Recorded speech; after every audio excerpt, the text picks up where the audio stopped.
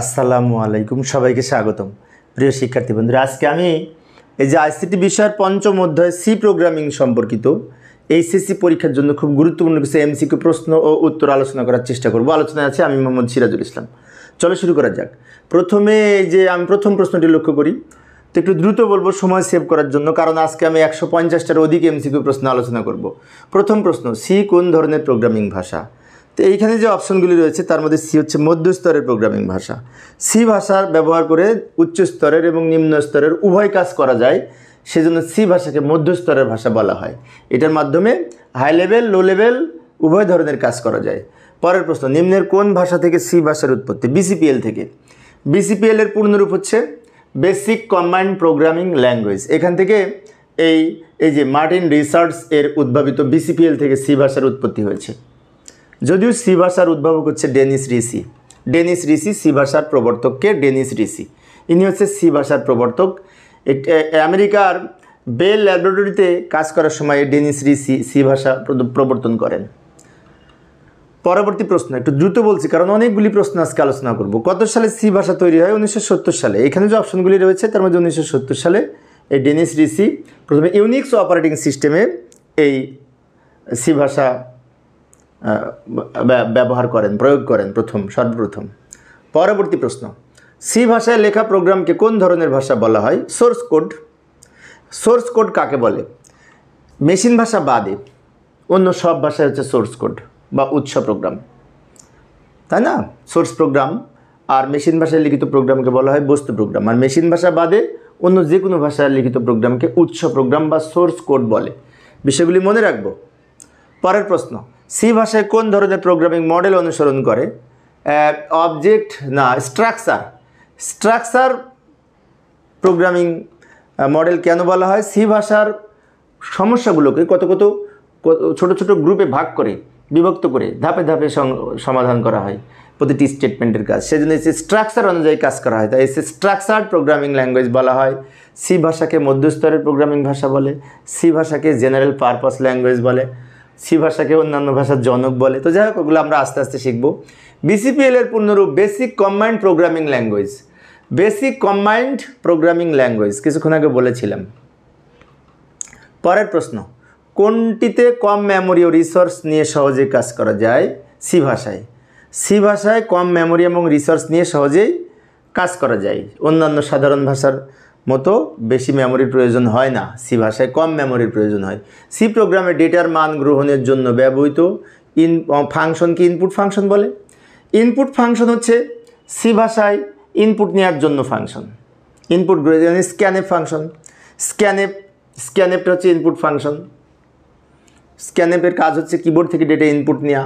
C ভাষাকে কম্পিউটারের অন্যান্য ভাষার জনক বলে, জনক। সি ভাষাকে অন্যান্য ভাষার জনক বলা হয়, জনক, কারণ অন্যান্য ভাষা সি ভাষা ব্যবহার করে তৈরি করা হয়েছে, যেমন উইন্ডোজ, লিনাক্স, এরকম আরও বিভিন্ন ধরনের ভাষা সি ভাষা ব্যবহার করে তৈরি করা হয়েছে, সেজন্য সি ভাষাকে অন্যান্য ভাষার জনক বলা হয়। পরের প্রশ্ন লক্ষ্য করি, সি প্রোগ্রামের ঘোষণার দিক থেকে কয় ধরনের? দুই ধরনের। একটা হচ্ছে এই লোকাল চলক, গ্লোবাল চলক। ভেরিয়েবল সাধারণত দুই ধরনের, লোকাল ভেরিয়েবল, গ্লোবাল ভেরিয়েবল।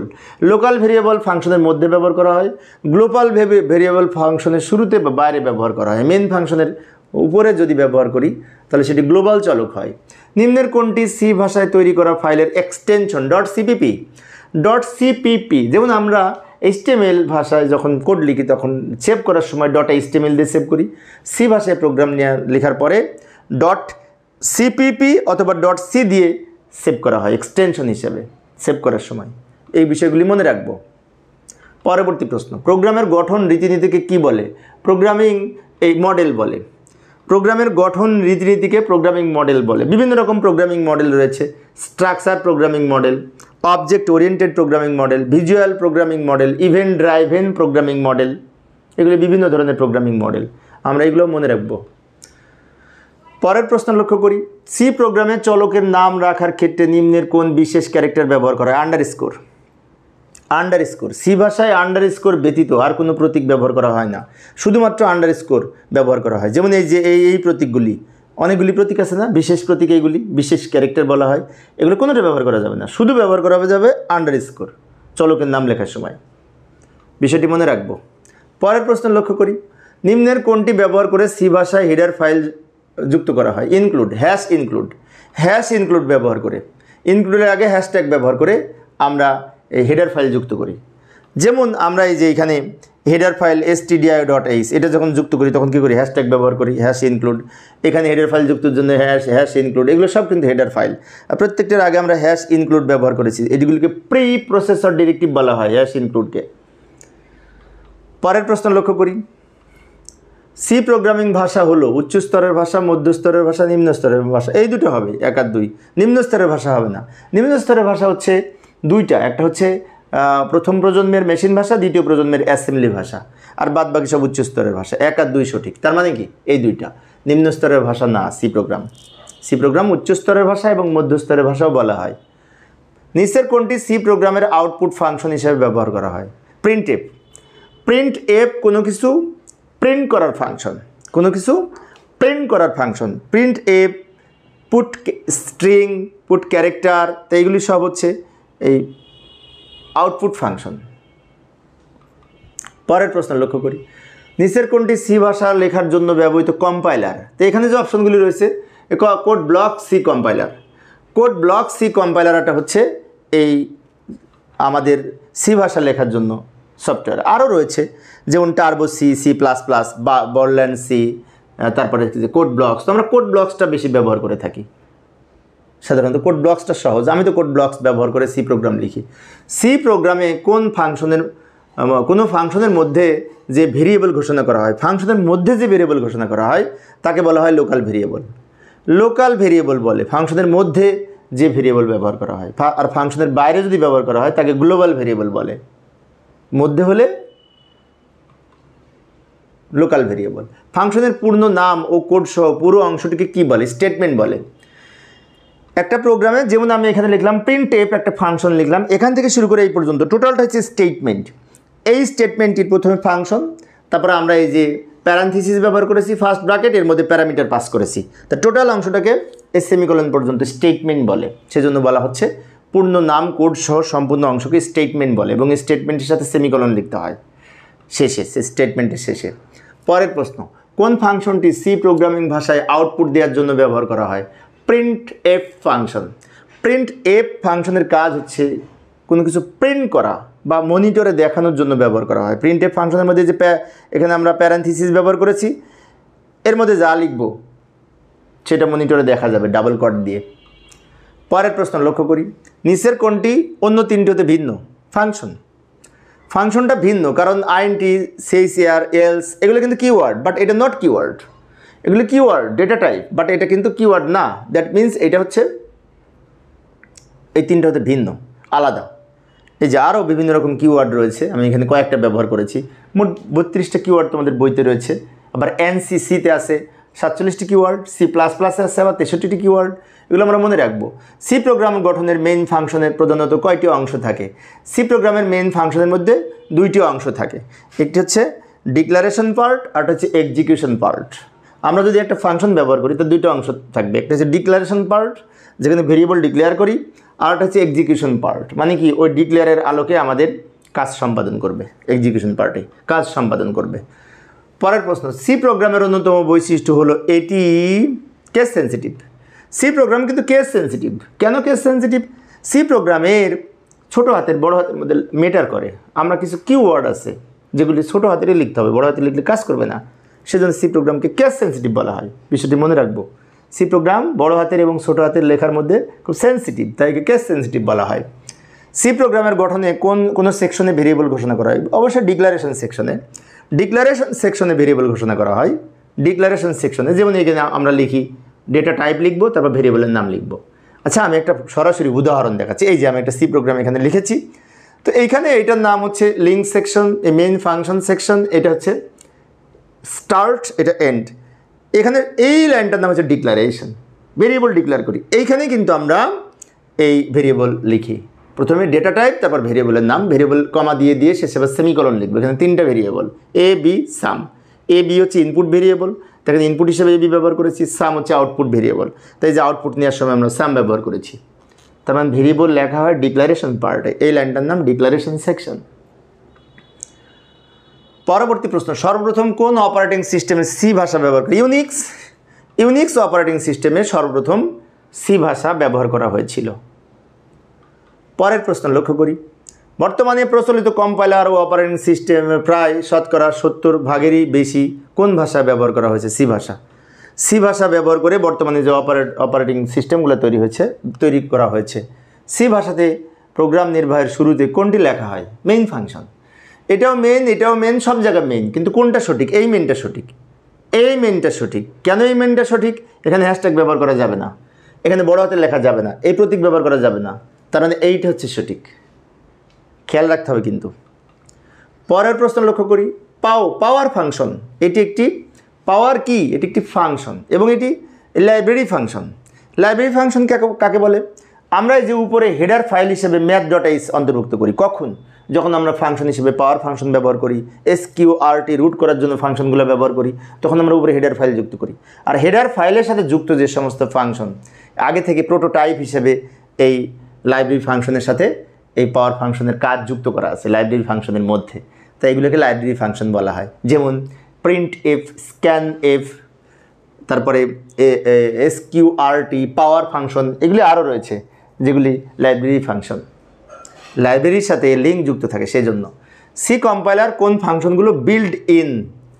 এই লাইব্রেরি ফাংশনগুলি বিল্ড ইন থাকে সি প্রোগ্রামের ইনস্টল করার সাথে সাথে ওগুলো অটোমেটিক কার্যক্রম লাইব্রেরির সাথে যুক্ত থাকে।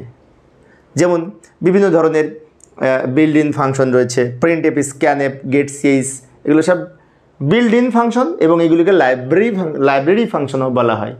কারণ হেডার ফাইল নামে যে লাইব্রেরি আমরা ইনপুট আউটপুট স্টেটমেন্ট হিসেবে যুক্ত করি, এই যে যেমন আমরা এখানে কি লিখলাম, include stdr.h, তাহলে এই যে এই ফাইলটা যে যুক্ত করলাম আমরা হেডার ফাইল, এর সাথে যুক্ত সমূহ সব হচ্ছে লাইব্রেরি ফাংশন। এখন এইখানে প্রশ্নটা আবার আলাদা, পাওয়ার ফাংশনের জন্য হেডার ফাইল কোনটি? math.h এটা হচ্ছে পাওয়ার SQRT, এই যে তার জন্য ব্যবহার করা হয়। সি প্রোগ্রামে getch ফাংশন ব্যবহারের জন্য হেডার ফাইল কোনটি? conio.h, এই যে conio.h, include conio.h। conio এর পূর্ণরূপ হচ্ছে কনসোল ইনপুট আউটপুট, stdio এর পূর্ণরূপ হচ্ছে স্ট্যান্ডার্ড ইনপুট আউটপুট, .h দ্বারা হেডার ফাইল বোঝায়, তাই না? আচ্ছা, এই যে getch একটি লাইব্রেরি ফাংশন যেটি একটি ক্যারেক্টার ডেটা ইনপুট দেওয়ার জন্য ব্যবহার করা হয়। ভেরিয়েবলের নামের প্রথম অক্ষর ব্যবহার করা হয়, ইংরেজি অক্ষর ব্যবহার করা যাবে, বাংলা অক্ষর ব্যবহার করা যাবে না, গ্রিক ভাষা যে কোনো অক্ষর ব্যবহার করা যাবে না, ইংরেজি অক্ষর ব্যবহার করা যাবে। যেমন এ থেকে জেড পর্যন্ত ব্যবহার করা যাবে, ছোটো হাতেরও হতে পারে, বড় হাতেরও হতে পারে। এই বিশেষ করে ভেরিয়েবল ডিক্লেয়ারের সময় 0 থেকে 9 পর্যন্ত ব্যবহার করা যাবে সংখ্যা, তবে সংখ্যা প্রথমে লেখা যাবে না। আন্ডারস্কোর ব্যবহার করা যাবে প্রতীকের মধ্যে, আন্ডারস্কোর ছাড়া আর কোনো প্রতীক ব্যবহার করা যাবে না। এই তিনটা জিনিস মাথায় রাখলেই আমাদের এই ভেরিয়েবল লেখা সহজ। পরবর্তী প্রশ্ন লক্ষ্য করি, সি প্রোগ্রামে নিম্নের কোন অক্ষর ডেটা টাইপের কনস্ট্যান্ট কিওয়ার্ড ch নির্দেশ করে? % c এই ক্যারেক্টার নির্দেশ করে এবং % c হচ্ছে ফরম্যাট স্পেসিফায়ার, char হচ্ছে ডেটা টাইপ।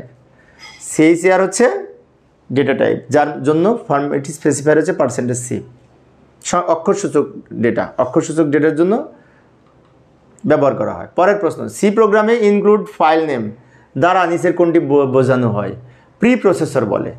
এই যে ইনক্লুড ব্যবহার করি না আমরা, এই ইনক্লুড এই অংশটা সহ আমাদের এই অংশটাকে প্রি প্রসেসর ডিরেক্টিভ বলে। প্রি প্রসেসর, এই যে এটুকু হচ্ছে প্রি প্রসেসর। নিম্নের কোনটি সি প্রোগ্রামের ব্যবহৃত হেডার ফাইল? সি প্রোগ্রামে ব্যবহৃত হেডার ফাইল সঠিক কোনটা? এতে কনও আছে, এটা ভুল, এটা সঠিক। stdio.h standard input output, std তে স্ট্যান্ডার্ড, আইতে ইনপুট আউটপুট, এটা সঠিক। অনেকগুলি ভুল আছে, যেমন এখানে ভুল আছে, আইও নেই, এখানে আবার কনিও হবে, আই নেই, এখানে আবার printf হেডার ফাইল হবে না, ঠিক আছে? এই যে stdio.h, conio.h, math.h, string.h, এগুলি হচ্ছে বিভিন্ন ধরনের হেডার ফাইল। তাহলে এগুলোর মধ্যে মাত্র এইটা আছে, অন্যগুলি ভুল। পরের প্রশ্ন লক্ষ্য করি, সি প্রোগ্রামের ফাংশনের মধ্য দিয়ে কোনটি ব্যবহার করা যায়? Parameter passing. প্যারামিটার পাসিং, আমরা যখন সি প্রোগ্রামের একটা ফাংশন লিখি, যেমন প্রিন্টএফ ফাংশন লিখলাম, তো প্রিন্টএফের মধ্যে ব্র্যাকেটের মধ্যে ফার্স্ট ব্র্যাকেট অফ প্যারান্থিসিসের মধ্যে আমরা যে অংশটা লিখি ডাবল কট দিয়ে, ওটাকে প্যারামিটার বলে, প্যারামিটার পাসিং বলে। সি প্রোগ্রামের জন্য সংরক্ষিত বিশেষ কিছু শব্দ আছে যেগুলিকে কিওয়ার্ড বলে। কিওয়ার্ড বলে এই যে আইএনটি, সিএসিআর, ফ্লট, ইফ, এলস, ডু, ফর, আরও আছে ইত্যাদি, মানে কি আরও আছে। এই যে কিছুক্ষণ আগে বললাম আনসিসিতে 47টি কিওয়ার্ড রয়েছে, সি প্লাস প্লাসে 63টি কিওয়ার্ড রয়েছে, আর আমাদের বর্তমান বইতে 32টা কিওয়ার্ড আছে, তাই না? তো এগুলো আমরা পড়বো, বই পড়বো, তাহলে মনে থাকবে। সিএলআর, এসসিআর, এটা দ্বারা কোনো কিছু পরিষ্কার করার, বিশেষ করে অ্যাকুমুলেটর পরিষ্কার করার জন্য এই ফাংশনটা ব্যবহার করা হয়, এবং এর জন্য নির্ধারিত হেডার ফাইল হচ্ছে conio.h। conio.h এর জন্য নির্ধারিত যে সমস্ত ফাংশন রয়েছে, লাইব্রেরি ফাংশন, তার মধ্যে এইটা একটা, তারপর গেট সিএস একটা, তাই না? সি প্রোগ্রামে ব্যবহৃত এসকিউআরটির জন্য হেডার ফাইল কোনটি? math.h, include math.h। include math.h ব্যবহার করা হয় এই এসকিউআরটির জন্য, পাওয়ার ফাংশনের জন্য, মনে রাখবে এটা কিন্তু। এসকিউআরটির জন্য math.h ব্যবহার করা হয়, math.h। এসকিউআরটি মানে কোনো কিছু রুট করা বোঝায়। হেডার ফাইল হলো এসটি, এটা ঠিক, এটা ঠিক, এটা না, এটা না, প্রিন্টএফ হেডার ফাইল না, এটা ফাংশন। এই দুটো ঠিক, 1 আর 2 সঠিক, 1 আর 2 সঠিক। পরের প্রশ্ন, সি প্রোগ্রামে ব্যবহৃত strcpy মানে স্টার কপি বোঝায়, এটা কপি বোঝায়। হেডার ফাইল কোনটি? কপি করার জন্য হেডার ফাইল হচ্ছে এই যে স্ট্রিং। স্ট্রিং, একটা স্ট্রিং কপি করে, একটা শব্দকে কপি করে, এই স্ট্রিং সিপিআই দ্বারা কপি বোঝায়, কোনো কিছু কপি করার জন্য, এটা মনে রাখবো। সি প্রোগ্রামে প্রতিটি স্টেটমেন্ট শেষে কী লিখতে হয়? সেমিকলন। সেমিকলন প্রতিটি স্টেটমেন্ট শেষে লিখতে হয়। এটি সি প্রোগ্রামের ব্যাকরণ, একটি সিনট্যাক্স, গঠন, মনে রাখবো। এটা ভুল হলে পরে ব্যাকরণগত ভুল হয়। যেমন লক্ষ্য করি এখানে একটা সি প্রোগ্রাম দেওয়া আছে, উপরেগুলোতে কিন্তু লেখা নেই, কিন্তু যেখান থেকে স্টেটমেন্ট শুরু হয়েছে এইখানে সেমিকলন, এইখানে সেমিকলন, এখানে সেমিকলন, এখানে সেমিকলন, এখানে সেমিকলন, এখানে সেমিকলন, প্রত্যেকটি স্টেটমেন্ট শেষে আমরা সেমিকলন লিখেছি, তাই না? এটা সি প্রোগ্রামের ব্যাকরণগত একটি।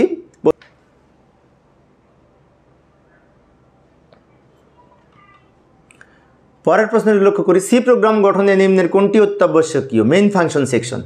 এই মেইন ফাংশন সেকশন ক নাম্বারে? এটি কিন্তু লিখতেই হয় সি প্রোগ্রামে, মেইন ফাংশন দিয়ে মূলত সি প্রোগ্রাম শুরু হয়। তো এখানে যে অপশনগুলি রয়েছে তার মেইন ফাংশনটা সঠিক, ওটা অত্যাবশ্যকীয়। মেইন ফাংশন সি প্রোগ্রামের অন্যতম প্রধান ফাংশন। এই যে মেইন ফাংশন, এইটা সি প্রোগ্রামের শুরুটি হয় এই মেইন ফাংশন দিয়ে, সি প্রোগ্রাম শুরু হয় লেখা, সেজন্য এটা অত্যাবশ্যকীয়। পরের প্রশ্ন, সি প্রোগ্রামের লিঙ্ক সেকশনে সংযুক্ত করা হয় কোনটি? Header file. লিঙ্ক সেকশনে আমরা হেডার ফাইল যুক্ত করি, যেমন আমি উদাহরণ দিচ্ছি, এই যে লক্ষ্য করি, এই যে এইটা হচ্ছে লিঙ্ক সেকশন। এই প্রথমকারে হ্যাশট্যাগ ব্যবহার করে যেটা লিখেছি এটাকে লিঙ্ক সেকশন বলে, যেখানে হেডার ফাইল যুক্ত করি আমরা। হেডার ফাইল, বিভিন্ন ধরনের হেডার ফাইল যুক্ত করি প্রয়োজন অনুযায়ী। সি প্রোগ্রাম লেখা শেষে কম্পাইল করার জন্য কিবোর্ডের কোনটি প্রেস করা হয়? Alt+9। Alt+9 প্রেস করে সি প্রোগ্রামকে কম্পাইল করা হয়, ডিবাগ করা হয়। পরের প্রশ্ন, সি প্রোগ্রামিং ভাষার কোন লেখার কোড লেখার কম্পাইলার কোনটি? এটা না, কিউ বেসিক না, প্রথম দুইটা হবে। কিউ বেসিক তো সি প্রোগ্রাম লেখা যায় না, এই দুটো ব্যবহার করে লেখা যায়। কোড ব্লকস, টার্বো সি, এগুলো ব্যবহার করে সি প্রোগ্রাম লেখা যায়, যদিও আমরা কোড ব্লকস ব্যবহার করে ম্যাক্সিমাম স্টুডেন্ট লিখে থাকি, তাই না? আমি নিজেও লিখে থাকি কোড ব্লকস ব্যবহার করে। সি প্রোগ্রামের হেডার ফাইল, এই দুটো সঠিক, এটা হবে না। কিছু প্রশ্ন রিপিট হয়ে গেছে, পরে চেঞ্জ করব। সি প্রোগ্রামের ব্যবহৃত library function. Library function scanf, printf, এই দুইটা। এটা ফাংশন না, ফাংশনের প্রতীক কিন্তু এইটা, তাহলে এই প্রতীকটা এখানে নাই। আর math.h নামে কোনো ফাংশনও নাই, এই দুটো ফাংশন লাইব্রেরি ফাংশন। 1 আর 3, এটা সঠিক, এই খ নাম্বার সঠিক। পরের প্রশ্ন, 40কে রুট করার জন্য সি প্রোগ্রামের এক্সপ্রেশন কোনটি? এসকিউআরটি। এই যে এসকিউআরটি 40, এসকিউআরটি রুট করার প্রতীক, বিষয়টি মনে রাখবো। স্কোয়ার দেওয়ার জন্য কোনটি ব্যবহার করে? পাওয়ার ফাংশন। এই পাওয়ার ফাংশন, পাওয়ার যেটি পাওয়ার দিব সেটা পরে হবে কমা দিয়ে, এটা সঠিক। পাওয়ার ফাংশন ব্যবহার করে এটি লেখা যায়, এইটা এইরকম ব্যবহার করি, কারণ এ প্রথমে লিখব, কমা দিয়ে এই পাওয়ারটা পাশে লিখব, এটা নিয়ম। কিবোর্ড হতে ইনপুট নেওয়ার জন্য সি ভাষার কমান্ড কোনটি? প্রিন্টে স্ক্যানে ফাংশন। স্ক্যানে ফাংশনের কাজ হচ্ছে কিবোর্ড থেকে ডেটা ইনপুট নেওয়া, কিবোর্ড থেকে ডেটা ইনপুট নেওয়া স্ক্যানে ফাংশনের কাজ। আর প্রিন্টএফ ফাংশনের কাজ হচ্ছে মনিটরে আউটপুট দেখানো, কোনো কিছু প্রিন্ট করা। প্রিন্ট করা বলতে আউটপুট হিসেবে মনিটরে দেখানোকেই প্রিন্ট করা বলে। পাও ফাংশনের জন্য অত্যাবশ্যকীয় এদার ফাইল ম্যাথ.h। এই ম্যাথ.h এটা পাওয়ার ফাংশনের জন্য ব্যবহার করি, এসকিউআরটি ফাংশনের জন্য ব্যবহার করি। এই যে পাওয়ার ফাংশনের জন্য এই ম্যাথ.h হেডার ফাইল হিসাবে ব্যবহার করি। সি ভাষায় কোন ধরনের প্রোগ্রামিং মডেল অনুসরণ করে? Structure programming model. এটা ডাবল হয়ে গেছে, আমি স্কিপ করে গেলাম। নিম্নের কোনটি সি ভাষার কিওয়ার্ড? আইএনটি। ইন্টিজার টাইপ ডেটার জন্য, পূর্ণ সংখ্যার জন্য আইএনটি ডেটা টাইপ হিসেবে কিওয়ার্ড ব্যবহার করা হয়, অন্যগুলি কিওয়ার্ড না। কোনোটা হেডার ফাইল, কোনোটা ফাংশন। কম্পিউটারের ডেটা সংরক্ষণের মেমোরি কোনটি? র্যাম। র্যামে ডেটা সংরক্ষণ করা হয়। র্যামের পূর্ণরূপ র্যান্ডম অ্যাক্সেস মেমোরি, রমের পূর্ণরূপ রিড অনলি মেমোরি, তাই না? প্রাথমিকভাবে র্যামে থাকে, তারপরে আমরা যখন অ্যাক্সেস করি তখন এসে ওখান থেকে ডেটা এনে আমরা অ্যাক্সেস করি, সেজন্য র্যান্ডম অ্যাক্সেস মেমোরি বলে। বারবার আমরা অ্যাক্সেস করি। কোনটি দ্বারা অক্ষরমালা বা স্ট্রিং ধ্রুবক গঠিত? ধ্রুব ক্যারেক্টার দ্বারা। অক্ষরমালা মানে কি? শব্দ। স্ট্রিং মানে শব্দ বোঝায়, আর শব্দ তৈরি হয় ক্যারেক্টার দিয়ে, কতগুলো ক্যারেক্টার দিয়ে, কতগুলো অক্ষর দিয়ে। অক্ষর মানে ক্যারেক্টার। এই ক্যারেক্টার মানে চরিত্র না, এই ক্যারেক্টার মানে অক্ষর। কম্পিউটারের ভাষায় অক্ষরকে ক্যারেক্টার বলা হয়। সি প্রোগ্রামের ব্যবহৃত পূর্ণ সংখ্যা কোন ধরনের data type? Integer data. Integer type data, C প্রোগ্রামের যে পূর্ণ সংখ্যা ওটা ইন্টিজার টাইপ ডেটা। পূর্ণ সংখ্যা ডেটাকে ইন্টিজার টাইপ ডেটা বলে। আইএনটি, সিআইসিআর, ফ্লোট, ডাবল এগুলো কোন ধরনের ডেটা টাইপ? এগুলো হচ্ছে build in data type. Build in মানে এই সমস্ত ডেটা টাইপ কম্পাইলারে ফিক্সড করা থাকে, সেজন্য এটা বিল্ড ইন ডেটা টাইপ এগুলোকে বলে। প্রাইমারি ডেটা টাইপও বলে। এই যে built in data type. C প্রোগ্রামের ডিক্লারেশনের ভিত্তিতে চলক কত প্রকার? দুই ধরনের। এই যে গ্লোবাল ভেরিয়েবল, লোকাল ভেরিয়েবল, দুইটা। সি প্রোগ্রামের সাধারণ স্টেটমেন্টগুলো কোন বন্ধনীর মধ্যে যুক্ত থাকে? সাধারণ স্টেটমেন্ট, সি প্রোগ্রামের স্টেটমেন্ট সমূহ এই ব্র্যাকেটের মধ্যে থাকে। একটি বিষয় বলে রাখি, অনেক শিক্ষার্থী কিন্তু এটা টিক মারবে। সি প্রোগ্রামের শুরুতে এইটা লিখি, শেষে এইটা লিখি, কার্লি ব্র্যাকেট বলে এগুলিকে। বাট সি প্রোগ্রামের প্রতিটি স্টেটমেন্টের মধ্যে আমরা লিখে থাকি এই যে, যেমন প্রিন্টএফ একটি স্টেটমেন্ট, এর মধ্যে এই ব্র্যাকেট ব্যবহার করেছি। এই ব্র্যাকেটটাকে প্যারেন্থেসিস বলে, ফার্স্ট ব্র্যাকেটে প্যারেন্থেসিস বলে। এর মধ্যে আমরা যে অংশটা লিখি এটাকে প্যারামিটার বলে।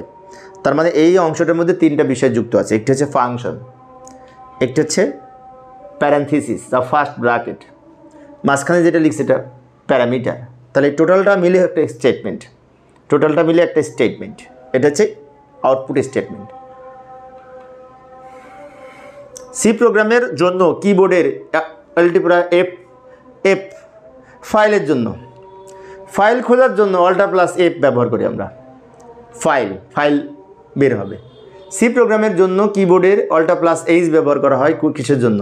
হেল্পের জন্য। অল্টার+H প্রেস করলে হেল্প অপশন আসবে সি প্রোগ্রামের। এগুলো হচ্ছে কিবোর্ড কমান্ড। এগুলি এনসি প্রোগ্রামের কয়টি কিওয়ার্ড রয়েছে? এনসিতে 47টি। এনসি এর পূর্ণরূপ আমেরিকান ন্যাশনাল স্ট্যান্ডার্ড ইনস্টিটিউট। এখানে 47টা কিওয়ার্ডের কথা বলা আছে, আর 32টা আমাদের বইতে আছে, তাই না? বইতে আছে, 47টা নাই। আর C++-এ আছে কিওয়ার্ড সম্ভবত 63টা। পরের প্রশ্ন লক্ষ্য করে, নিচের কোনটি কিওয়ার্ড? এখানে তো সবগুলাই কিওয়ার্ড, কিন্তু বানানে খেয়াল করতে হবে। কিওয়ার্ড কিন্তু স্মল লেটার হবে, ক্যাপিটাল লেটারে হবে না। তো এইটা হচ্ছে সঠিক, এইটা সঠিক, কারণ এখানে সব স্মল লেটার। কিওয়ার্ড সবসময় স্মল লেটারে লিখতে হয়, বড় হাতের হবে না। যেমন এখানে বড় হাতের আছে, এগুলো হবে না, কারণ এগুলো বিল্ড ইন করা থাকে, এগুলো বিল্ড ইন ডেটা, এগুলো চেঞ্জ করা যাবে না। বিষয়টি খেয়াল রাখবো। নিম্নের কোনটি সি ভাষায় ব্যবহৃত কিওয়ার্ড? ফর। এগুলো তো IMG, সিলেক্ট, ERF, অনেক শিক্ষার্থীর মনে হতে পারে এগুলোতে স্মল লেটার। স্মল লেটারের হলেও ওই 47টার মধ্যে এগুলো নাই, এগুলো HTML এ ব্যবহার করা হয়।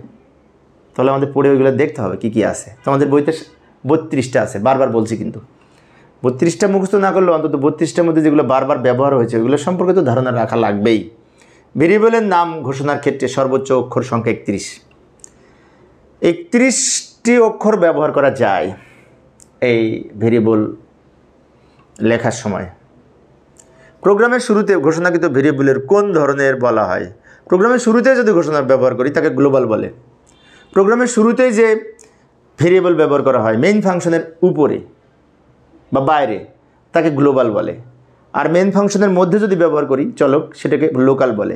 বিষয়টি মনে রাখবো, চলক দুই প্রকার, গ্লোবাল আর লোকাল। প্রোগ্রামের বিভিন্ন রাশির অপরিবর্তিত মানকে কি বলে? কনস্ট্যান্ট বলে। অপরিবর্তিত মানে কি? পরিবর্তন হবে না, দ্যাট ইজ কনস্ট্যান্ট, ফিক্সড। আর পরিবর্তন হবে ওটা ভেরিয়েবল, পরিবর্তন হবে ওটা ভেরিয়েবল। আর নট পরিবর্তনশীল, দ্যাট ইজ কনস্ট্যান্ট। পূর্ণসংখ্যা ডেটা টাইপ ব্যবহারের ক্ষেত্রে সি প্রোগ্রামের কোনটি লেখা হয়? পূর্ণসংখ্যা data int keyword. Integer type ডেটার জন্য এই আইএনটি হচ্ছে পূর্ণসংখ্যা ডেটা টাইপের জন্য নির্ধারিত কিওয়ার্ড, ইন্টিজার টাইপ ডেটা।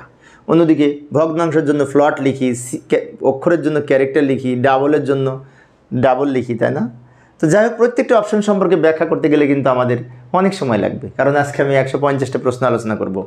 আজান দিয়ে দিয়েছে, নামাজ পড়তে হবে, দ্রুত করতে হবে। লক্ষ্য করি, একটি ইংরেজি বর্ণ লিখতে কোন ডেটা টাইপ ব্যবহার করা হয়? বর্ণ লিখতে সিআইসিআর অক্ষর ব্যবহার করা হয়, অক্ষর। বর্ণ লিখতে অক্ষর ব্যবহার করা হয়, যেমন এই যে সিআইসিআর ডেটা টাইপ এক্স একটা অক্ষর, এক্সের মধ্যে একটা অক্ষর রাখা যাবে, যে কোনো অক্ষর, অন্য কিছু রাখা যাবে না। একাধিক ক্যারেক্টার নিয়ে ধ্রুবক গঠনের ক্ষেত্রে কোনটি ব্যবহার করা হয়? স্ট্রিং ব্যবহার করা হয়। স্ট্রিং মানে অক্ষরমালা, শব্দ, একাধিক ক্যারেক্টার নিয়ে তৈরি করা হয় স্ট্রিং।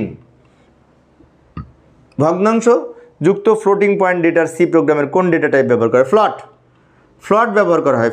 ফ্লট হচ্ছে ভগ্নাংশ টাইপ ডেটা বা পয়েন্টযুক্ত ডেটা জন্য ফ্লট কিওয়ার্ড ডেটা টাইপ হিসেবে ব্যবহার করা হয়। ফ্লোটিং পয়েন্ট সি প্রোগ্রামের কত বাইট জায়গা নেয়? ফ্লোটিং পয়েন্ট ফ্লট ডেটা টাইপ 32 বিট জায়গা নেয়, মানে 4 বাইট। 32 বিট মানে 4 বাইট। একটু ব্যাখ্যা দিচ্ছি। এই একটা অক্ষর লিখতে 1 বাইট জায়গা লাগে, ক্যারেক্টার লিখতে 1 বাইট বা 8 বিট। একটা পূর্ণ সংখ্যা লিখতে, যে কোনো পূর্ণ সংখ্যা লিখতে 2 বাইট বা 16 বিট জায়গা লাগে। আর একটা ভগ্নাংশ সংখ্যা লিখতে 4 বাইট বা 32 বিট জায়গা লাগে। এবং একটা ডাবল টাইপ ডেটা লিখতে 8 বাইট বা 64 বিট জায়গা লাগে। এগুলো আমরা মনে রাখবো। তাহলে সি প্রোগ্রামের ক্যারেক্টার লিখতে 1 বাইট জায়গা লাগে, মানে 8 বিটে 1 ক্যারেক্টার, এটা তো আমরা জানি। আনসাইন্ড ক্যারেক্টার, এখানেও 1 বাইট। ক্যারেক্টার সাইন্ড হোক আর আনসাইন্ড হোক 1 বাইট, মানে 8 বিট জায়গা লাগে। ডাবল টাইপ ডেটার জন্য 8 বাইট, মানে 28টা 64 বিট জায়গা লাগে ডাবল টাইপ ডেটার জন্য। সি প্রোগ্রামে ডাবল টাইপ ডেটা, যে ডাবল কিওয়ার্ড যখন আমরা ব্যবহার করি তখন 64 বিট জায়গা লাগে। 64 বিট মানে 8 বাইট। সি প্রোগ্রাম ডেটা সংরক্ষণের জন্য ব্যবহৃত মেমোরি বা লোকেশনের ঠিকানাকে ভেরিয়েবল বলে। ভেরিয়েবল হচ্ছে মেমোরি লোকেশন। অর্থাৎ সি প্রোগ্রামে আমরা যখন ভেরিয়েবল ঘোষণা করি, ভেরিয়েবল ঘোষণার অর্থ হচ্ছে এ বি সি তিনটা যদি ভেরিয়েবল নিই, এর মধ্যে একটা ডেটা রাখতে পারবো, বি এর মধ্যে ডেটা একটা, সি এর মধ্যে একটা, 3টা ভেরিয়েবল। এগুলোর মাধ্যমে মেমোরিতে জায়গা সংরক্ষণ করা হয়, জায়গা দখল করা হয়, তাই না? যে চলক মেইন ফাংশনের বাইরে ব্যবহার করা হয় এটা গ্লোবাল চলক বলে। এটা সহজ প্রশ্ন, সেজন্য দ্রুত গেলাম। কনস্ট্যান্টকে কয় ভাগে ভাগ করা হয়? 2 প্রকার। কনস্ট্যান্ট 2 প্রকার, যথাক্রমে নিউমেরিক এবং স্ট্রিং। সংখ্যাসূচক কনস্ট্যান্ট, অক্ষরসূচক কনস্ট্যান্ট। সংখ্যাসূচক আর অক্ষরসূচক 2 প্রকার কনস্ট্যান্ট অপরিবর্তনশীল, এটা পরিবর্তন হয় না। নিচের কোনটি সঠিক? এই ধরনের প্রশ্ন কিন্তু পরীক্ষায় আসে, ভালো করে লক্ষ্য করি। এটা ঠিক, অন্যগুলি ভুল। কেন ভুল? এখানে 1 দিয়ে শুরু হতে পারবে না ভেরিয়েবল, তাহলে 1 দিয়ে শুরু হয়েছে সংখ্যা, এটা ভুল। এখানে স্পেস আছে, স্পেস দেওয়া যাবে না, তাহলে এটাও ভুল। এখানে আবার ডট আছে, এই প্রতীক ব্যবহার করা যাবে না। প্রতীক ব্যবহার করতে হলে শুধুমাত্র আন্ডারস্কোর, তাহলে এইটা সঠিক, অন্যগুলি ভুল। কাজ করি, কোন ডেটার জন্য কোন ধরনের এই ফরম্যাট স্পেসিফায়ার ব্যবহার করা হয়? লক্ষ্য করি, সিআইসিআর মানে ক্যারেক্টার, একটা অক্ষর লিখতে 1 বাইট জায়গা লাগে, 8 বিট। আর এর ফরম্যাট স্পেসিফায়ার হচ্ছে %c, শুধুমাত্র একটি ক্যারেক্টার ব্যবহারের জন্য। স্ট্রিং একটি শব্দ ব্যবহারের জন্য %s, এটাও 1 বাইট মানে 8 বিট। আইএনটি একটি পূর্ণ সংখ্যা, 2 বাইট মানে 16 বিট জায়গা দখল করে মেমোরিতে, এবং এর জন্য %d ব্যবহার করা হয়। লং আইএনটি এর জন্য %ld ব্যবহার করা হয়, 4 বাইট বা 32 বিট জায়গা লাগে। ফ্লট 4 বাইট বা ব্যবহার জায়গা লাগে ভগ্নাংশ টাইপ ডেটা লিখতে। %f হচ্ছে ফরম্যাট স্পেসিফায়ার। ডাবলের জন্য 8 বাইট জায়গা লাগে, LF। লং ডাবলের জন্য LF, কিন্তু LFটা বড় হাতের হবে, বিষয়টি খেয়াল করব। 10 বাইট এখানে আবার মানে 80 বিট। সিএইচআর টাইপ ভেরিয়েবলের মান ইনপুট আউটপুট দেওয়ার জন্য সিএইচআর মানে ক্যারেক্টার পার্সেন্টেজ সি সিএইচআর থাকলে পার্সেন্টেজ সি, ফ্লট থাকলে পার্সেন্টেজ এফ, আইএনটি থাকলে পার্সেন্টেজ ডি। পার্সেন্টেজ এফ এর জন্য কত বাইট জায়গা লাগে? 32 বিট। 32 বিট মানে 4 বাইট। এই সংখ্যাটা কোন টাইপ ডেটা এবং এই সংখ্যাটার জন্য কত বিট জায়গা লাগবে কম্পিউটারে? 32 বিট, কারণ এটি ফ্লট টাইপ ডেটা, ভগ্নাংশ টাইপ ডেটা। এখন অনেক শিক্ষার্থীর মনে হতে পারে আগেও তো সংখ্যা আছে। হ্যাঁ, আগে তো সংখ্যা থাকতেই পারে, সমস্যা নেই, কিন্তু এটি ফ্লট টাইপ ডেটা, 32 বিট জায়গা লাগবে, ভগ্নাংশ টাইপ ডেটা। সি ভাষায় 63 ডেটা লিখতে কত বিট জায়গা লাগবে? 16 বিট। 63 একটি পূর্ণ সংখ্যা লিখতে 2 বাইট বা 16 বিট জায়গা লাগে। পূর্ণ সংখ্যা, এখন অনেক শিক্ষার্থীর মনে হতে পারে পূর্ণ সংখ্যা কত পর্যন্ত, তাই না? সেটা এখন দেখবো আমরা। পূর্ণ সংখ্যা কত পর্যন্ত?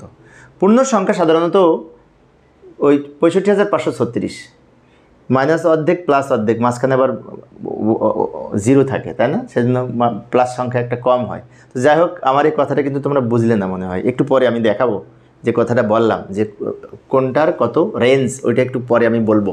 ভগ্নাংশ টাইপ ডেটার ফরম্যাট স্পেসিফায়ার পার্সেন্টেজ এফ, একটু দ্রুত বলছে হচ্ছে সময় সেভ করার জন্য। ডাবল টাইপ ডেটার জন্য পার্সেন্টেজ এলএফ দেখলাম কিছুক্ষণ আগে।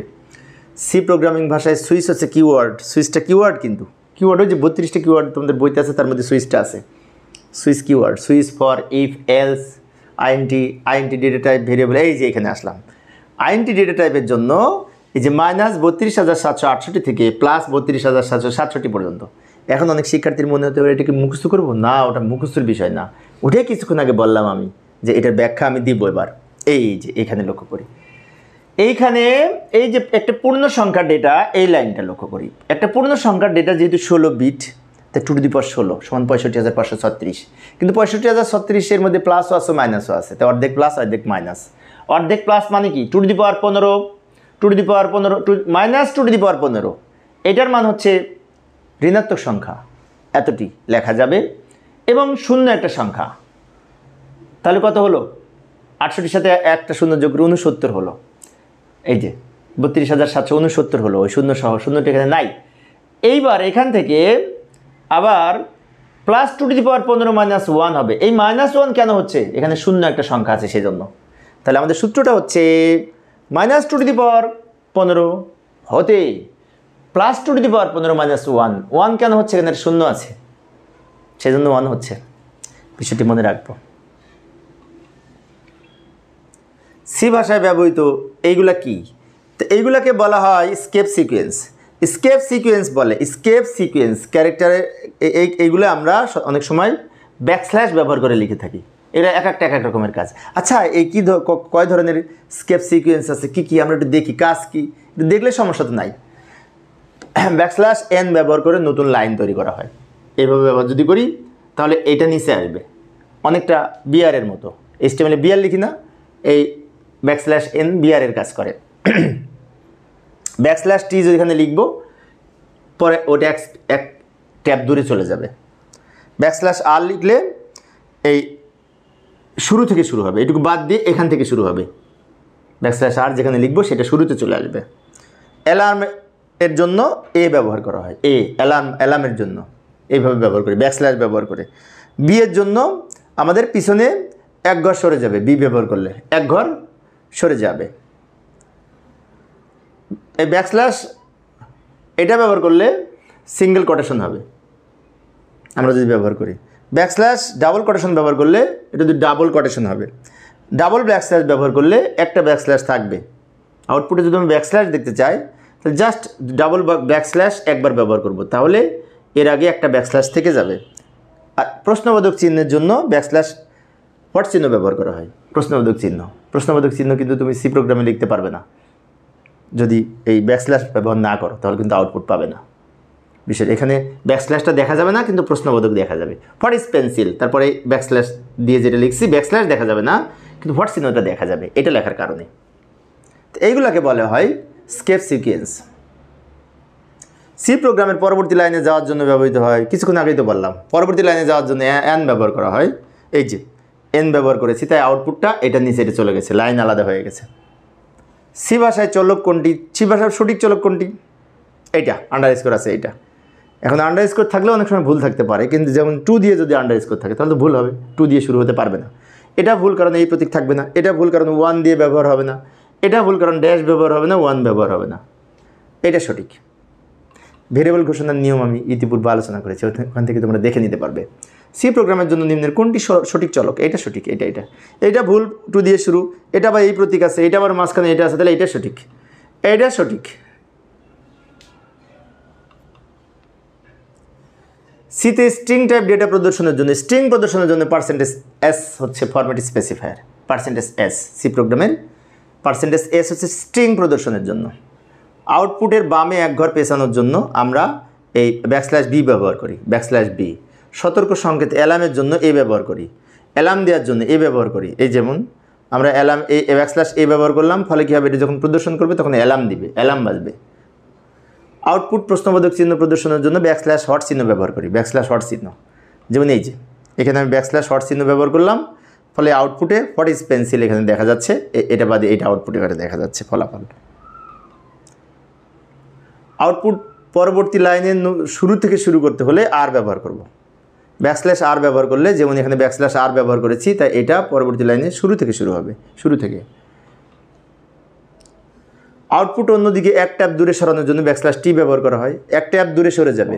যেমন এই যেখানে \t ব্যবহার করানে এই লেখাটা একটু দূরে চলে গেছে, এটা বেশি চলে গেছে, আর একটু কম যাবে আর কি, এক ট্যাব দূরে চলে যাবে। আউটপুট ডাবল কোটেশন ব্যবহার করার জন্য এটা ব্যবহার করা হয়, \double quote, \double quote। এই যে এখানেও কিন্তু \, 2 দিকে ডাবল কোট আছে, তা কিন্তু হবে না। এইটা %s স্ট্রিংয়ের জন্য ব্যবহার করা হয়, স্ট্রিংয়ের জন্য এটা ব্যবহার করা হয়। %s স্ট্রিংয়ের জন্য ব্যবহার করা হয়। %c এর জন্য ব্যবহার করা হয়, ক্যারেক্টারের জন্য। %c ক্যারেক্টারের জন্য ব্যবহার করা হয়, ক্যারেক্টারের জন্য। ক্যারেক্টার মানে অক্ষর, অক্ষর। নিচের কোনটি কিওয়ার্ডের উদাহরণ? এখানে এই স্ক্যানএপটা কিওয়ার্ড না, এখানে ভয়েডটা কিওয়ার্ড না, এখানে লাইনটা কিওয়ার্ড না, সবগুলো ভুল আছে। এটা সঠিক, এটা সঠিক কিওয়ার্ড, কিন্তু ওগুলোতে ভুল আছে। কিওয়ার্ড কিন্তু মনে রাখতে হবে, বারবার বলছি, 32টা কিওয়ার্ড তোমাদের বইতে আছে, ওগুলো একটু মনে রাখতে হবে। কোনটি সি প্রোগ্রামিং ভাষায় ব্যবহৃত শর্তযুক্ত, তাই না? শর্তযুক্ত হচ্ছে ইফ এলস, ইফ যদি, এলস অন্যথায়, ইফ এলস যদি অন্যথায়, এগুলো শর্তযুক্ত স্টেটমেন্ট। কন্ডিশনাল কন্ট্রোল স্টেটমেন্ট এগুলি, কন্ডিশনাল মানে শর্ত। ভেরিয়েবলের অ্যাসাইনমেন্ট স্টেটমেন্টের মাধ্যমে কোনটি সংরক্ষণ করা হয়? প্রয়োজনীয় ডেটা, প্রয়োজনীয় ডেটা আমরা অ্যাসাইন করে দিই যে এটার মানে এত। ডেটা রাখার পদ্ধতিকে ভেরিয়েবলকে কি বলা হয়? অ্যাসাইনমেন্ট বলা হয়। অ্যাসাইনমেন্ট মানে ওই আমরা অ্যাসাইনমেন্ট খাতা লিখি ওইটা না, এই অ্যাসাইনমেন্ট বলতে বোঝায় যে আমরা ভেরিয়েবলের তথ্য সংরক্ষণের একটা প্রক্রিয়া। যেমন a = 2, c = 5, তাহলে a এর মান 2, c এর মান 5 অ্যাসাইন করে দিলাম, দিস ইজ অ্যাসাইনমেন্ট সিস্টেম।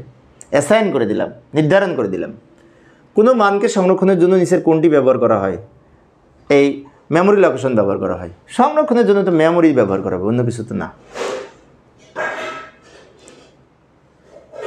কিবোর্ডের ফলাফল লজিক্যাল এক্সপ্রেশন সত্য মিথ্যা, সত্য অথবা মিথ্যা, এবং না অথবা, সত্য অথবা মিথ্যা।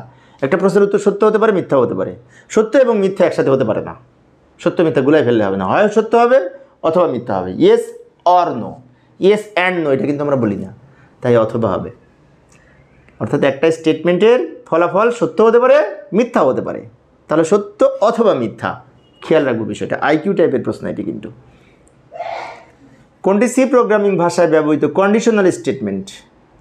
কন্ডিশনাল স্টেটমেন্ট হচ্ছে যে সুইচ কন্ট্রোল স্টেটমেন্ট। সুইচটা হচ্ছে conditional control statement, switch, if, else, এগুলি। Else, if. কয় ধরনের লুপ সি প্রোগ্রামে ব্যবহার করা হয়? 3 ধরনের, for loop, while loop, do while loop. শর্ত সাপেক্ষে স্টেটমেন্টগুলোকে ধারাবাহিক নির্বাহ করার জন্য শর্ত সাপেক্ষে যদি আমরা কাজ করতে চাই তো ফর লুপ ব্যবহার করতে হয়। ফর লুপ ব্যবহার করার মাধ্যমে আমরা ধারাবাহিকভাবে নির্বাহ করবে শর্ত সাপেক্ষে, শর্ত সত্য হলে কাজ করবে। While loop, do while loop এর মধ্যে পার্থক্য কোথায়? পার্থক্য হচ্ছে এই সিনট্যাক্সে। মানে হোয়াইল লুপ এর গঠনটা হচ্ছে আগে কন্ডিশন চেক করবে পরে কাজ করবে, আর ডু হোয়াইল লুপের গঠনটা হচ্ছে আগে কাজ করবে পরে কন্ডিশন চেক করবে, এটুকু পার্থক্য।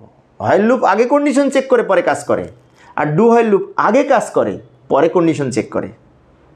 এটা গঠনগত পার্থক্য, সেজন্য সিনট্যাক্স হচ্ছে গঠন। হোয়াইল এর কন্ডিশন পরীক্ষা করা হয় আগেই, লুপের শুরুতেই হোয়াইলে কন্ডিশন চেক করে, আর ডু হোয়াইলে পরে করে।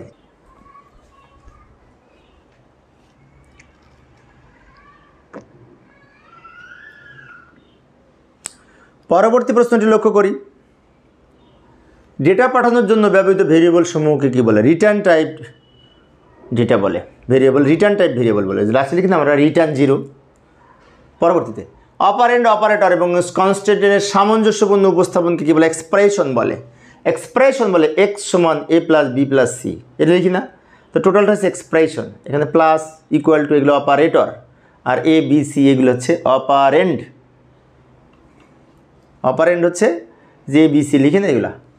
যে সকল অপারেটর একটি অপারেন্ড নিয়ে কাজ করে, এই ইউনারি অপারেটর একটা অপারেটর নিয়ে কাজ করে, দুইটি অপারেটর নিয়ে কাজ করে বাইনারি অপারেটর, আর এক এক করে বৃদ্ধি করে ডিক্রিমেন্টাল অপারেটর বলে। এক এক করে হ্রাস করে বৃদ্ধি করলে ইনক্রিমেন্টাল, আর হ্রাস করলে ডিক্রিমেন্টাল। এগুলো মনে রাখবো। গাণিতিক কাজে যেমন যোগ, বিয়োগ, গুণ ইত্যাদি করার জন্য কোনটি ব্যবহার করে? অ্যারিথমেটিক অপারেটর গাণিতিক যোগ, বিয়োগ, গুণ, ভাগ এগুলো সম্পন্ন করে। পরের প্রশ্ন, দুইটা অপারেন্ডের মধ্যে ছোট বড় সমান এগুলা রিলেশনাল অপারেটর হচ্ছে less than or equal to, greater than or equal to, double equal to, এগুলো রিলেশনাল। একটা ইকুয়াল টু হলে assignment operator, double equal to হলে রিলেশনাল অপারেটর। যেমন এখানে বলেছে কোনটি বিট ওয়াইজ অপারেটর, এটা হচ্ছে বিট ওয়াইজ অপারেটর। অনেক শিক্ষার্থীর মনে হতে পারে এই একটা অ্যান্ড আর এই দুইটা অ্যান্ডের মধ্যে পার্থক্য। এই দুইটা অ্যান্ড যখন ব্যবহার করবো তখন সে লজিক্যাল অপারেটর, আর একটা অ্যান্ড যখন ব্যবহার করবো সেখানে বিট ওয়াইজ অপারেটর। বিষয়টি মনে রাখবার, এগুলো রিলেশনাল অপারেটর। কোনগুলো কি অপারেটর পড়তে হবে তাহলে মনে থাকবে। পরের প্রশ্ন লক্ষ্য করি, সি ভাষায় স্টেটমেন্ট সমূহকে কয়টি ভাগে ভাগ করা হয়? এই দুইটি ভাগে ভাগ করা হয়। যে স্টেটমেন্টের সাহায্যে উপাত্ত সংগ্রহ করা হয় তাকে ইনপুট স্টেটমেন্ট বলে, আর যার মাধ্যমে আউটপুট দেখানো হয় তাকে আউটপুট স্টেটমেন্ট বলে। স্টেটমেন্ট সমূহ দুই ধরনের, ইনপুট স্টেটমেন্ট, আউটপুট স্টেটমেন্ট। গ্রহণ করার জন্য উপাত্ত প্রদান করার জন্য ইনপুট, আর আউটপুট দেখানোর জন্য আউটপুট। ইনক্রিমেন্টাল অপারেটর কোনটি? এই যে প্লাস ইনক্রিমেন্ট মানে কি? বৃদ্ধি পাবে, দ্যাট ইজ প্লাস। আর এটা হচ্ছে লজিক্যাল, এটাও লজিক্যাল। এটা আবার ডিক্রিমেন্টাল অপারেটর, মাইনাস। ডিক্রিমেন্টাল কিন্তু এইখানে হয় না, উপরে হয়। এটা তো আন্ডারলাইন করে লিখেছে দুইটা। কোনটি লজিক্যাল অপারেটর? এইটা। এখন অনেক শিক্ষার্থী বলে যে অর এর প্রতীকটি, এটা তো লজিক্যাল অপারেটর, বাট অর একটা হবে না, ডাবল অর হতে হবে। ডাবল, একটা হবে না। বিষয়টি মনে রাখবো। বি প্লাস এ সমান 2, অপারেন্ড কোনটি? এখানে অপারেন্ড হচ্ছে এ আর বি, আর এগুলো অপারেটর। আর টোটালটা হচ্ছে এক্সপ্রেশন। অপারেন্ড এবং অপারেটরের সমন্বয়ে গঠিত টোটাল ইকুয়েশনটা হচ্ছে এক্সপ্রেশন, সমীকরণ, ইকুয়েশন। বাট এই ইকুয়েশনের মধ্যে এ বি এগুলি হচ্ছে অপারেন্ড, আর প্রতীকগুলি অপারেটর। সেখানে এ আর বি উত্তর। পরের প্রশ্ন, কোনটি সম্পর্কযুক্ত operator? Relational operator, that is এইটা। রিলেশনাল অপারেটর এটা রিলেশনাল অপারেটর। এটা লেফট শিফট, এটা হচ্ছে অ্যারিথমেটিক অপারেটর। এটা হচ্ছে অ্যান্ড তো অপারেটর না, অ্যান্ড তো অন্যভাবে লিখি আমরা, তাই না? এটা কোনো অপারেটর না। তিনটি পূর্ণ সংখ্যা ABC কিবোর্ডের দ্বারা ইনপুট নেওয়ার জন্য কোনটি সঠিক? এখন এটা দুইটা সেম কিন্তু লক্ষ্য করি, বাট এইটা সঠিক। কেন সঠিক? পার্সেন্টেজ ডি হচ্ছে ফর্মেট স্পেসিফায়ার। ABC এর জন্য 3টা ব্যবহার করব, বাট কমা হবে না, ডাবল কট হবে দুই দিকে, মাঝখানে কোনো কমা হবে না। এগুলো আবার কমা দিয়ে লিখব, খেয়াল রাখবো বিষয়টা। এখন অনেক শিক্ষার্থীর মনে হতে হবে কেন? এটা নিয়ম তাই। এখানে ভিতরে কমা দেওয়া যাবে না, এখানে কমা দিয়ে আলাদা করতে হবে। এখানে ভিতরে কমা দিয়েছে তাই ভুল আছে, উপরেরটা নিচেরটা তো ঠিকই নাই। আউটপুট স্টেটমেন্ট হলো print F, gate CS put, এই দুটা। পি থাকলে আউটপুট বুঝবো আমরা, পি থাকলে মনে রাখবো প্রিন্ট এফ, তারপরে এটা পুট স্ট্রিং। সি ভাষায় ব্যবহৃত অ্যাসাইনমেন্ট অপারেটর কোনটি? এই দুটো অ্যাসাইনমেন্ট, এই দুটা। এটা কিন্তু লজিক্যাল অপারেটর, এই দুটো ঠিক। 1 আর 3 অপারেটরগুলো মুখস্থ করতে হবে আমাদের, বারবার পড়লে মুখস্থ হবে। সি ভাষায় বিভিন্ন ইনক্রিমেন্ট এবং ডিক্রিমেন্ট হচ্ছে। ইনক্রিমেন্ট এইটা, ডিক্রিমেন্ট এইটা না, এটা তো অ্যাসাইনমেন্ট অপারেটর। এই দুইটা উত্তর, 1 আর 3। এটা ইনক্রিমেন্ট, এটা decrement. Decrement minus increment plus, but এইটা তো না, ওটা অ্যাসাইনমেন্ট অপারেটর। এইটা সি ভাষায় ব্যবহৃত বিভিন্ন ইনক্রিমেন্ট এবং ডিক্রিমেন্ট অপারেটর হচ্ছে প্রিফিক্স, পোস্টফিক্স। সাফিক্স নামে কিছু নাই। আমি যদি প্রথমে যুক্ত করি, যেমন plus plus I, that is prefix. Plus প্লাসটা আগে আছে ভেরিয়েবলের, আর আই প্লাস প্লাস, তো প্লাস প্লাসটা পরে আছে, দ্যাট ইজ পোস্টফিক্স। তা দুই ধরনের আছে, সাফিক্স নামে কিছু নাই, বিষয়টি খেয়াল রাখবো।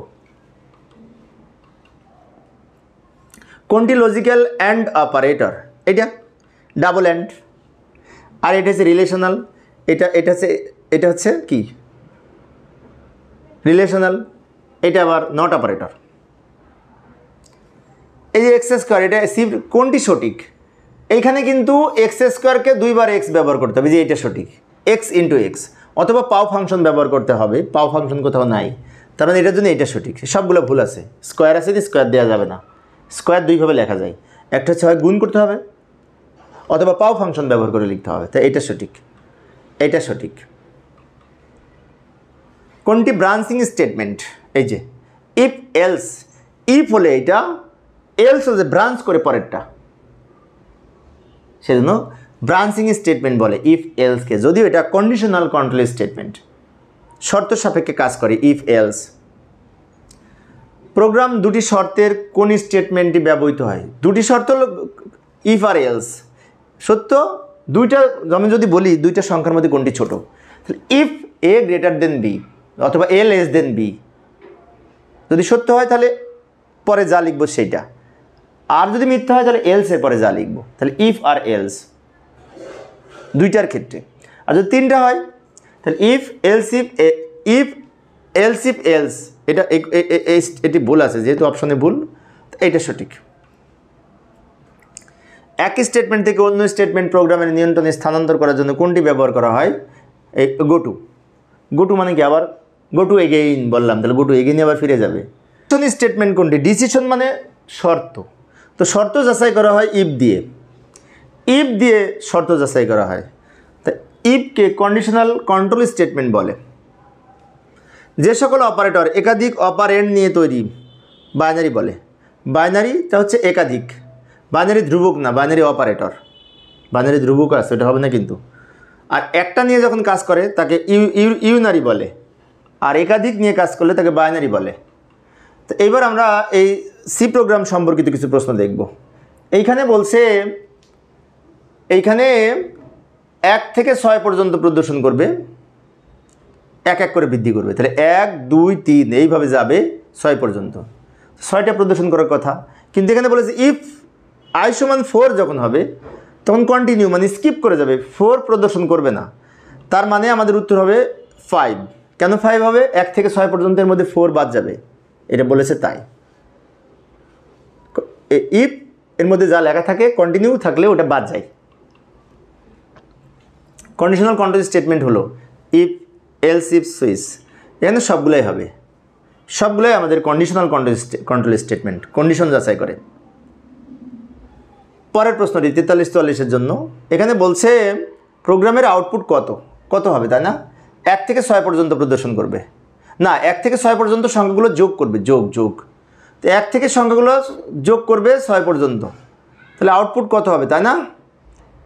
এইটা 1 থেকে 6 পর্যন্ত সংখ্যাগুলো যোগফল হচ্ছে 21। 1 থেকে 6 পর্যন্ত সংখ্যাগুলোর যোগফল 21। যোগফলের এখানে সি প্রোগ্রাম দেওয়া আছে ফর লুপ ব্যবহার করে।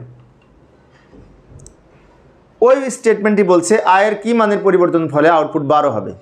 তো i = 2, i = 2 + 1 দিলে লক্ষ্য করি, আয়ের মান যদি 2 দিয়ে শুরু করি তাহলে 2 দিয়ে শুরু করেছি, 2 এর সাথে 2 যোগ করে 4, 4 এর সাথে 2 যোগ করে 6, 6 পর আর হবে না কারণ 6 পর্যন্তই বলেছে। তাহলে 3টা সংখ্যার যোগফল 12।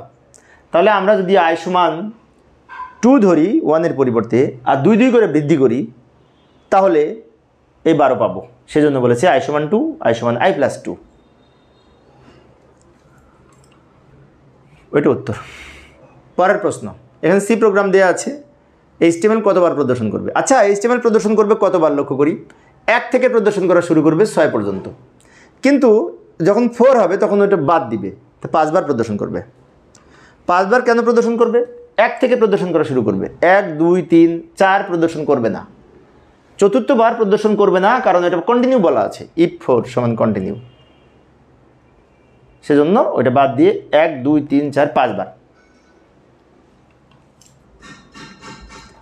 এই প্রশ্নগুলি বোর্ডের প্রশ্ন, কিন্তু ঢাকা বোর্ডে এসছে, এটা ঢাকা বোর্ডে এসছে। বলছে এইখানে অপারেটরগুলো কি কি, এই যে প্লাস প্লাস এটা হচ্ছে অ্যারিথমেটিক অপারেটর, ইকুয়াল টু এগুলো অ্যাসাইনমেন্ট রিলেশনাল অপারেটর, তাই না। লজিক্যাল অপারেটর এখানে নাই, এই যে এখানে কিন্তু রিলেশনাল অপারেটর এটা ব্যবহার করা হয়েছে, আর এগুলো অ্যাসাইনমেন্ট অপারেটর আছে, কিন্তু অ্যাসাইনমেন্ট অপারেটর কথা তো বলেনি, এখানে নাই। তাই এইখানে এই দুটো অপারেটর ব্যবহার করা হয়েছে, আরও আছে এগুলো, এখানে অপশনগুলো নাই, লজিক্যাল ব্যবহার করা হয়নি, অ্যান্ড অর নট এগুলো লজিক্যাল, এগুলো নাই এখানে, তাই এই দুটো সঠিক, তার মানে এইটা আর এইটা সঠিক। অপারেটর চিনতে হবে। পরের প্রশ্ন, বেশি প্রশ্ন নাই আর, আজ 50 পর্যন্ত আলোচনা করব। এম এর মান শুরুটা হবে এম সমান 5কে 3 দ্বারা মোড করে ফলাফল হয় 2। কীভাবে 2 হয়, 5কে 3 দ্বারা ভাগ করে ভাগ শেষ 2, তার মানে কি এম এর মান 2, 2 5 পর্যন্ত যাবে। তাহলে এখানে বলেছে আইসিটি লেখাটি কতবার প্রদর্শন করবে, আর 1 করে বাড়বে এম এর মান, তা 2 থেকে শুরু হবে, 2 3 4 5 4 বার। এই যে 2 থেকে শুরু হবে, অনেক শিক্ষার্থীর মনে হতে পারে কেমনে বুঝবো 2 থেকে শুরু হবে, এই যে বলা আছে এম সমান 5 মোড 3, মানে 5কে 3 দ্বারা মোড করে ফলাফল 2, তার 2 থেকে শুরু হবে, ইনিশিয়াল 2, আর 1 1 করে বাড়বে, 2 3 4 5 পর্যন্ত যাবে। তাহলে 1 2 3 4 বার, 4 বার প্রদর্শন করবে আইসিটি লেখাটি, তাই 4-এ টিক মারব। পরের প্রশ্ন লক্ষ্য করি, 47 48 নম্বর প্রশ্ন, ওই একই প্রশ্ন, ওই 48 নম্বর প্রশ্ন। এখানে বলেছে এম সমান যদি 1 এর পরিবর্তে 2 হয় তাহলে কয়বার প্রদর্শন করবে।